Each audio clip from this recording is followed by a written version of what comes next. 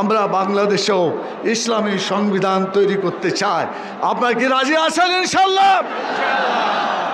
এরপরের কথা বলি, সেটা হলো আগামী নির্বাচন যে আসবে, এই নির্বাচনে যারা অতীতভাবে অন্যায় কাজ করেছে তাদের কি অংশগ্রহণ করা উচিত? মোটেই না। ইতিমধ্যেই একটা দলকে কার্যকলাপ নিষিদ্ধ করা হয়েছে। এখন তাদেরকে যারা সাহায্য করেছিল তাদেরকেও তো একই শাস্তি হওয়া উচিত। কথা ঠিক কিনা? অন্যায় যে করে আর অন্যায়কে সাহায্য করে, অপরাধ আলাদা না, সমান সমান।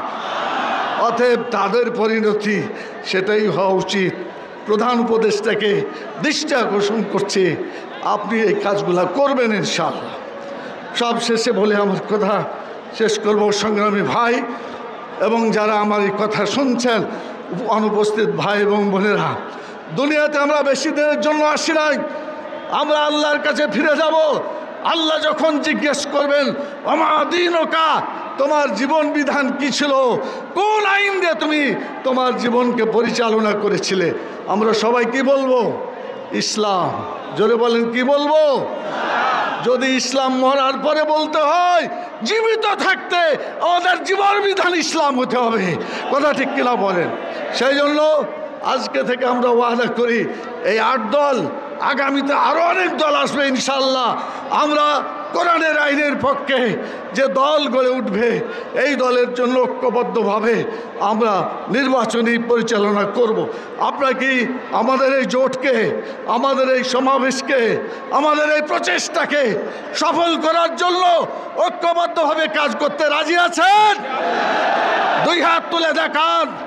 আল্লাহ তাআলাকে আমরা ঐক্যবদ্ধ হয়ে কাজ, ওয়াতাসমু বিহাবলিল্লাহি জামিআও ওয়ালা তাফাররাকু, আল্লাহর আয়াত অনুযায়ী আমরা ঐক্যবদ্ধ থাকব, সেই আহ্বান জানিয়ে নামাজের আর বেশি সময় নাই, আপনারা ওযু করবেন, সেজন্য সময় একটু কম নিয়েও আমি আমার কথা শেষ করছি।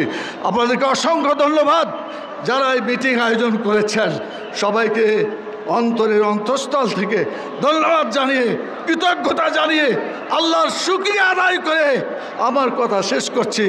সবাই পড়েন সুবহানাকা আল্লাহুম্মা ওয়া বিহামদিকা আশহাদু আল্লা ইলাহা ইল্লা আনতা আস্তাগফিরুকা ওয়া আতুবু ইলাইকা।